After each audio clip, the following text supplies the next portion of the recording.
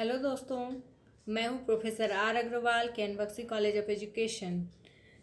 आज मैं बच्चों आप लोगों को सेकेंड सेमेस्टर का यूनिट 1 पढ़ाने वाली हूं, जिसका टॉपिक है आज का संरचनावाद या constructivism. What is constructivism and what is it's concept and planning. Constructivism से क्या समझ रहे हैं? यह दो शब्दों से मिला हुआ है, कंटेंट एंड रचनावाद। यह शिक्षा का एक ऐसा सिद्धांत है जो सीखने वालों को पहचानता है, यानी कि सीखने वाला यानी विद्यार्थी कैसा है और उसमें नई समझ और ज्ञान का निर्माण करता है जो बच्चे पहले से जानते हैं, यानी कि वैसा ज्ञान जो स्कूल में प्रवेश करने से पहले विद्यार्थियों के खुद से अनुभव एवं जानकारी पर आधारित होता है। यह विभिन्न दार्शनिकों के द्वारा भी जुड़ा हुआ होता है, जैसे राजनीतिक दर्शन, वैज्ञानिक दर्शन, अंकोलॉजी एवं नैतिकता से रिलेटेड दर्शन। इन सारी चीज़ों के अंतर्गत रचनावाद के अंतर्गत आती है। तो अब हम देख लेंगे बच्चों की कॉन्सेप्ट ऑफ कंस्ट्रक्टिविज्म क्या है, यानी रचनावाद की अवधारणा क्या है। रचनावाद या संरचनावाद शिक्षा में एक ऐसा सिद्धांत है जो स्कूल में जाने से पहले शिक्षार्थियों या विद्यार्थियों की अपनी समझ एवं उनके ज्ञान को, जो कि उन्होंने खुद से अनुभव करके प्राप्त की है, उसे पहचानता है। रचनावाद अधिगम के सिद्धांतों का विकास करता है। अधिगम के सिद्धांत यानी कि लर्निंग के लिए जो भी सिद्धांत प्रतिपादित किए गए हैं, जो भी सिद्धांत दिए गए हैं, उसका विकास करता है। रचनावादी दृष्टिकोण संज्ञानात्मक अधिगम यानी कि कॉग्निटिव लर्निंग से संबंध रखता है। रचनावाद के अनुसार अधिगम एक सक्रिय प्रक्रिया है, यानी कि यह एक एक्टिव प्रक्रिया है जहाँ की ज्ञान की रचना होती है, ज्ञान प्राप्ति नहीं होती है, ज्ञान अर्जित नहीं किया जाता है, बल्कि ज्ञान को कंस्ट्रक्ट किया जाता है, उसकी रचना की जाती है। अब सवाल ये उठता है कि ज्ञान की रचना कैसे होती है। तो ज्ञान की रचना व्यक्तिक यानी पर्सनल अनुभव के आधार पर, जो भी हम पर्सनल फीलिंग करते हैं, जो भी हम पर्सनल नॉलेज गेन करते हैं, उसके आधार पर होती है। और इसमें परिकल्पनाओं का परीक्षण होता है, यानी जो भी हम इमेजिन करते हैं, जो भी हम अनुभव के द्वारा प्राप्त करते हैं, उसका टेस्ट होता है या परीक्षण होता है। तो अब हम आते हैं डेफिनेशन और मीनिंग पर।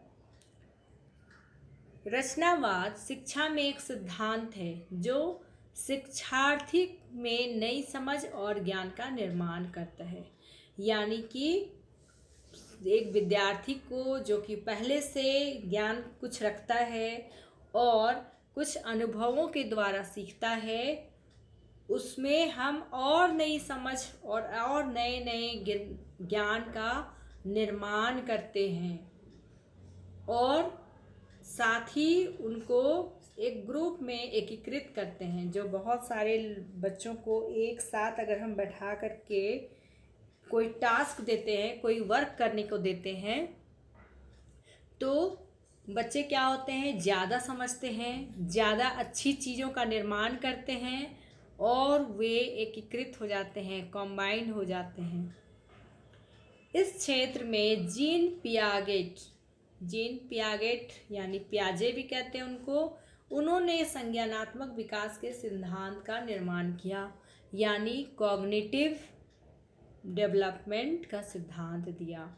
इनके द्वारा बच्चे दुनिया के बारे में कैसे प्रतिनिधित्व किया जाता है और कैसे तर्क किया जाता है, इसके बारे में बताते हैं। अब आते हैं टूल्स ऑफ कंस्ट्रक्टिविज्म, यानी कि ज्ञान संरचनावाद के तरीके, कौन कौन से अलग अलग तरीके हैं, कौन कौन से टूल्स हम यूज करते हैं। तो इसमें 4 प्रकार के हैं, जैसे आप देख रहे हो। पहला है कोऑपरेटिव लर्निंग यानी सहयोगी अधिगम, दूसरा है एक्सप्लेरियंशियल अनुभव द्वारा सीखना, और तीसरा है कॉन्सेप्ट मैपिंग यानी अवधारणा नक्शा, और चौथा है ई लर्निंग यानी इलेक्ट्रॉनिक्स अधिगम। कोऑपरेटिव लर्निंग यानी सहयोगी अधिगम क्या है, चलिए जानते हैं क्या है। कार्य शिक्षा या सहयोगी शिक्षा इसे कहते हैं।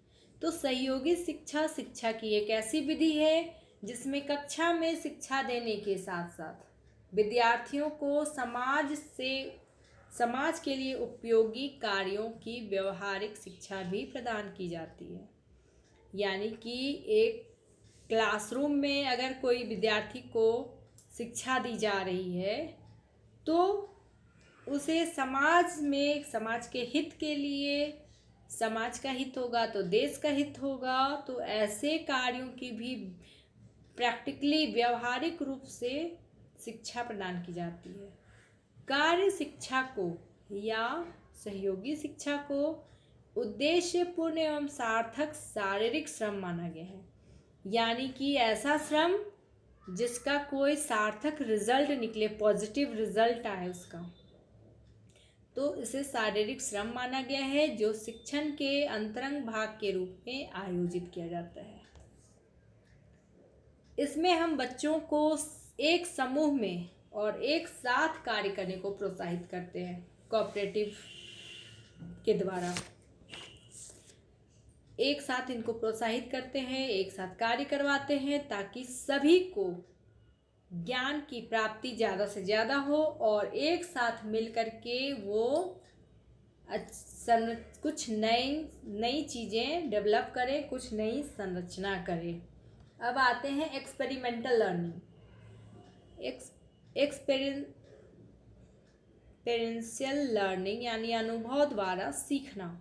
इस टूल्स में विद्यार्थी अपने अनुभवों से सीखता है और क्या करता है, कुछ नया करते हुए कुछ चीज़ कंस्ट्रक्ट करता है या संरचना करता है।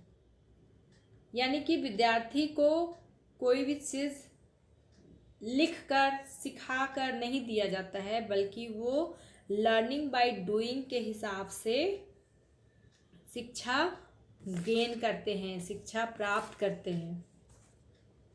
और इसमें बच्चे कभी कभी सुनकर भी सीखते हैं। अब आते हैं तीसरा, कॉन्सेप्ट मैपिंग यानी अवधारणा नक्शा। जैसे किसी बच्चे को किसी चीज़ के लिए हम सीधे सीधे क्या करते हैं, मटेरियल या कोई प्लान बनाकर नहीं देते हैं, बल्कि जिस चीज़ पे बच्चे एक्सपेरिमेंट कर रहे हैं उसका कॉन्सेप्ट क्लियर कर देते हैं। उन्हें समझाते हैं कि हाँ इसमें ऐसे ऐसे करना है और आप ऐसे करोगे तो उसका रिजल्ट ऐसा आएगा। कॉन्सेप्ट क्लियर करना है ताकि बालक उस चीज़ को समझकर, अनुभव कर खुद से संरचना कर सके। इसमें वैचारिक आरेख यानी जो भी बातें हम विचार करते हैं, सोचते हैं, उसके एक रेखा चित्र तैयार करना, सुझाव या डिज़ाइन को नक्शा या चित्र के द्वारा समझाया जाता है। यानी एक मैप तैयार किया जाता है। मान लिया जाए अगर कोई बिल्डिंग बनानी हो आपको, तो उसके लिए हम सबसे पहले एक इंटीरियर डिज़ाइनर के पास जाते हैं और वो इंटीरियर डिज़ाइनर क्या करता है, उस बिल्डिंग के लिए आपके अकॉर्डिंग, आपकी विचार, आपके समझ के अकॉर्डिंग एक नक्शा, एक मैप तैयार करता है। तब जाकर के उस मैप पर आधारित बिल्डिंग तैयार होती है। अगर वो टेक्निक सही तरीके से यूज नहीं करता है, उस मैप को अगर सही नहीं बनाता है, तो आपकी बिल्डिंग भी सही नहीं बनेगी।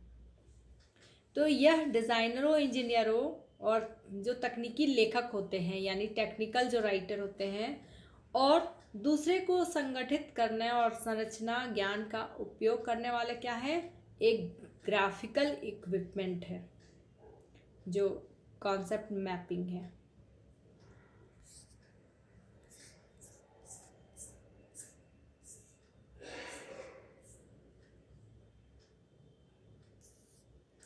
अब आते हैं चौथा, ई लर्निंग। ई लर्निंग यानी इलेक्ट्रॉनिक्स लर्निंग। हम जानते हैं इसके बारे में, हम पहले भी पढ़ चुके हैं। ऑनलाइन शिक्षा प्रणाली में सभी प्रकार के इलेक्ट्रॉनिक्स बेस्ड एजुकेशन होता है और साथ में टीचिंग भी होता है, यानी कि इलेक्ट्रॉनिक्स समर्थित शिक्षा एवं अध्यापन। तो हम इसी के रूप में इसे जानते हैं, जो स्वाभाविक तौर पर क्रियात्मक होते हैं। ई लर्निंग जो होता है, इसमें ऐसे ऐसे ऐप होते हैं जिसके द्वारा हम शिक्षा प्राप्त कर सकते हैं या शिक्षा प्रदान कर सकते हैं, पढ़ा सकते हैं। तो ये क्रियात्मक हुए। और इसका उद्देश्य क्या होता है? इसका उद्देश्य शिक्षार्थी के व्यक्तिगत अनुभव के द्वारा, अभ्यास के द्वारा और ज्ञान के संदर्भ में ज्ञान के निर्माण को प्रभावित करता है। यानी कि एक संरचना जो आप बनाओगे, कि किसी भी चीज़ के लिए एक मॉडल तैयार करोगे, तो ये ई लर्निंग उसमें आपकी सहायता करता है। तो इस प्रकार हमारा ये टॉपिक खत्म होता है और आप अच्छे से समझ गए होंगे कि कंस्ट्रक्टिविज्म क्या है, संरचना क्या है और इसकी कॉन्सेप्ट, इसके प्लानिंग, इसके टूल्स क्या क्या हैं। तो बच्चों, अगर वीडियो अच्छा लगा हो तो इसे लाइक एंड शेयर ज़रूर करना अपने दोस्तों के साथ, और चैनल में नए आए हो तो इसे सब्सक्राइब करना मत भूलना बच्चों। चलो नेक्स्ट वीडियो में मिलते हैं। बाय बाय, धन्यवाद।